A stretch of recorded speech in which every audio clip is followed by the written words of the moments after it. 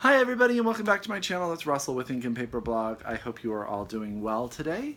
It's Wednesday. It has been, in my opinion, the longest week ever. I have not had a great week, but it's almost over, right? Only 2 more days. But in here, where I live in Northern California, over the weekend it's supposed to be over 100 degrees Fahrenheit. So I am not looking forward to the weekend in that sense at all, other than I have a buddy read I'm going to be doing with Mercedes over at Mercy's Musings, so that will be fun to do over the weekend because I will be inside. I will be reading so I don't melt or die.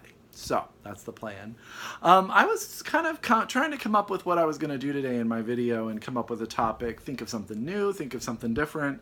So I want to ask you guys, are there any videos or any topics you would like me to cover? If there are, please put them in the comments below, and I'll take a look at them and see what I can do. Because I want to, try to do some different things, but also keep some of the stuff that I've been doing reoccurring that you guys seem to like. And today's video is one I did a while ago that you guys really seem to like. It's 5 books by female authors that I really like that you may not have heard of or may have missed in the last few years. I'll try to mix it up. I have 3 fiction, 1 science fiction, and 1 graphic novel to tell you guys about. So without further ado, let's get started. The first book that I want to tell you about is Miss Buncle's Books by D.E. Stevenson. Now, I can't remember if I've told you guys about this book before. I probably have, I may have, but just in case, I wanted to make sure to get it in there. Now, Miss Buncle's book is set in a little tiny town where a woman who has been living sort of off of her family money for a while is starting to run out of money. So what she does is she starts writing a book about a community, her community, and publishes it as fiction using the stories that she's heard or knows about her neighbors. And it's really, really clever and really, really funny because the book becomes very popular and all of her neighbors read it. And then all of her neighbors recognize themselves in her book. But she publishes it under a male pseudonym, so they don't know she's the writer. And all this sort of craziness as they hunt for the author of this book. They have town meetings and all this kind of stuff as she progressively does well by this book and it changes her life. So I really enjoyed this. I actually have a few D.E. Stevenson's novels, but this is the only one I read. There's a sequel and a couple of other books that I really want to get to, but I just thought that in this day where everything seems to be going crazy, maybe we need something that will just make us smile, and Miss Buncle's books will definitely do that.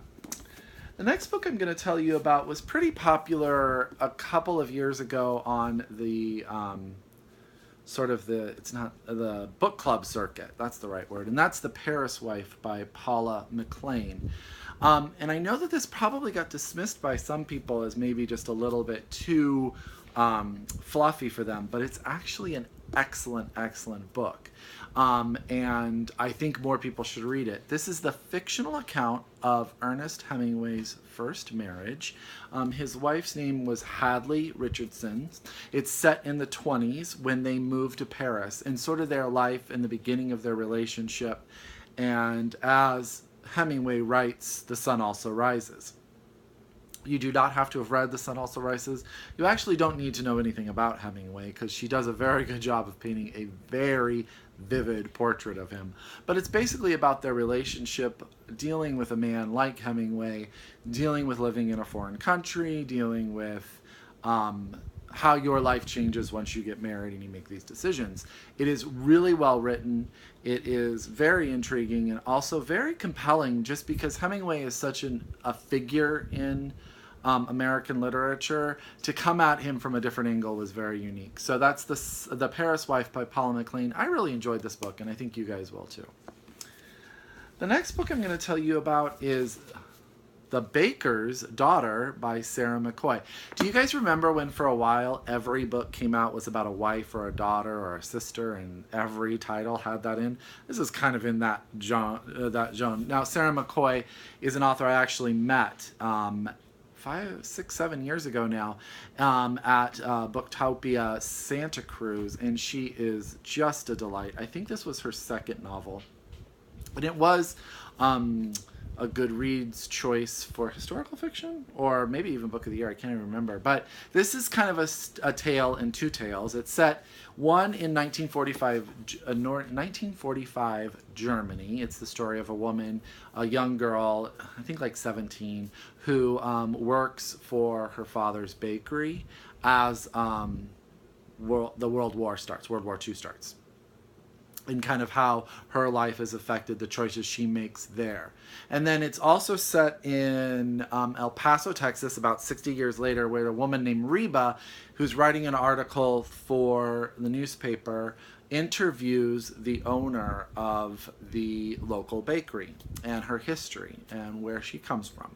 And it's kind of like how these two stories are going to wind up intersecting. It's about how Reba has a lot of stuff going on in her life and how she's drawn to this bakery, she's drawn to this woman, and how this woman sort of helps her through those issues that she's having in her personal life. I will tell you, I did like the parts in Germany better than the parts in El Paso, just because I found them to be so compelling with the World War II coming along. But I found Reba very, very likable, and I was really rooting for her throughout the book. And it's just a sweet, simple book that will definitely just kind of make you feel good and learn a lot. And I really, really, really enjoyed that. That's The Baker's Daughter by Sarah McCoy. Next is the sci-fi book I'm going to tell you about, and probably the most famous book on this list. But I find that I don't talk about science fiction very much, and I know a lot of people don't read much science fiction, but there is a lot of really good literary science fiction out there that I think we miss because we just throw it away as science fiction. And that's The Sparrow by Doria Russell. Now, this book came out in the 70s and is kind of a cult classic. So a lot of you have probably heard of it. But Doria Russell describes this book as Jesuits in space. And that's basically what it is.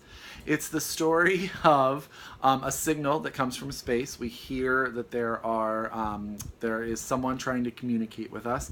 And the Jesuits have enough money to put together and build a spaceship to travel to this planet. And it is the story of sort of the priest, the Jesuit priest who was put in charge of this mission, and his story. At the beginning, he comes back, something horrible has happened to him, and it's a tale of how he got to that position. There's a lot of world building, there's a lot of faith discussion, there's a lot of science fiction, sort of what would have happened, how would we have done this? It's very realistic. You believe that if all of these things fell into place, that you could actually have this story occur.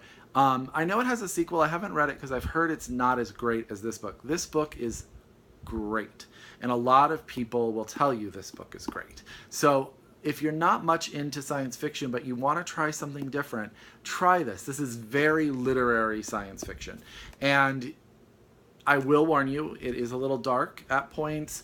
It will surprise you in where it goes, but it will definitely compel you to finish. So that's The Sparrow by Doria Russell, and I highly, highly recommend it to everyone, not just science fiction readers. The last book I'm going to tell you about is a graphic novel, and it's called Becoming Unbecoming by Una. I want to say that I learned about this from Simon over at Savage Reads a few years ago, and I remember buying it and reading it and just being awestruck by it. So it is the story in twofold. It's the story of 1977, Una, the main character, is 12 years old, and there's a major search going on for a serial killer, and that serial killer has been on the loose for a very, very long time, though they have been searching for him. So half of the story is kind of deals with that search and this real-life investigation. The other half of the story is about Una herself and the horrible things that are done to her and how she blames herself. It's sort of, I'm going to steal actually from the inside because I can't say it any better. I was trying to figure out how to word it myself, but Becoming Unbecoming explores gender violence, blame, shame, and social responsibility. Through image and text, Una asks what it means to grow up in a society in which male violence goes unpunished and unquestioned. With the benefit of hindsight, Una explores her experience, wonders if anything had really changed, and changes a global culture that demands the victims of violence pay its cost. I still think this book came out a few years ago. It's set in the 70s, but it is powerfully relevant and unfortunately too timely in our day and age still. And I think if you read this book, you'll be saddened that we still deal with these as a societal issue.